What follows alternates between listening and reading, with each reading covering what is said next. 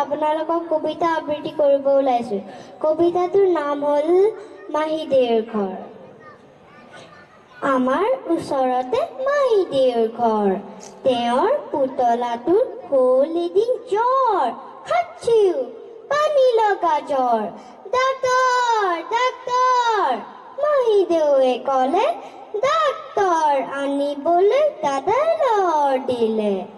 দৌৰ, দৌৰ, দৌৰ। দুৱাৰত ডাক্তৰে কৰে টক টক।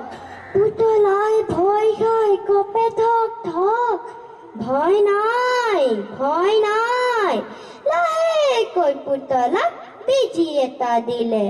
আয়ো, দৰৱ খালে, গাখীৰ খালে, জ্বৰ ভাল হ'ল।